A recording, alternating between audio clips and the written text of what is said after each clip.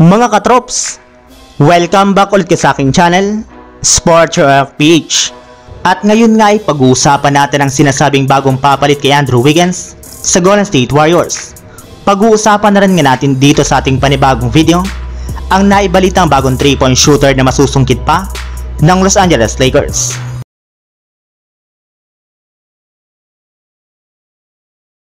Kalat na nga po mga katrop sa social media ang nilabas na balita ng Team Kawakami ng The Athletic na open na nga na po ang Golden State Warriors na i-offer sa trade ng kanilang superstar na si Andrew Wiggins. Kahit man nga na po meron itong malaking kontrata, ay hindi rin naman nga po ito magiging hadlang para ipamigay nila ito sa ibang team, gayong sobrang nga pong lumamya ngayong season ang kanyang performance. Kaya kung sakali man nga na po na i-trade nila ito, ay mas gugustuhin na lamang nga po ng kanilang team na gamitin si Jonathan Kuminga bilang kanilang full-time small forward. Kaya hindi nga po magiging problema ang pag-trade nila kay Andrew Wiggins ngayong season.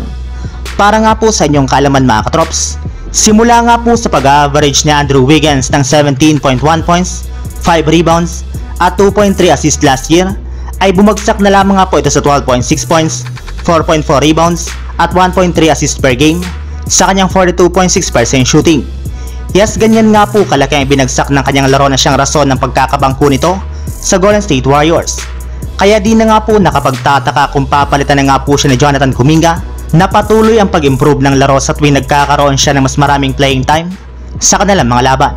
Samantala, punta naman tayo sa ating sunod na pag-uusapan sa naibalitang bagong 3-point shooter na masusungkit pa ng Los Angeles Lakers.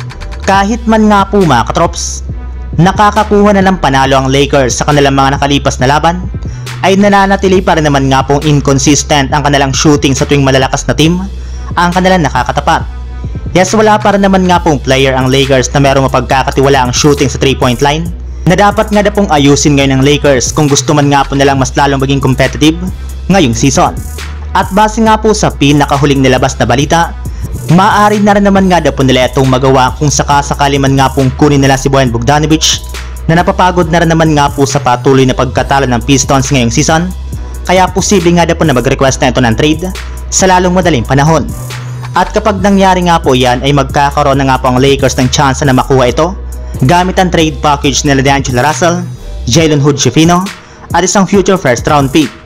Bali nag-a-average rin naman nga po si Bogdanovic ng 19.7 points, 3.5 rebounds at 2.8 assists per game sa kanyang 45.6% shooting na magagamit ng maayos ng Los Angeles Lakers.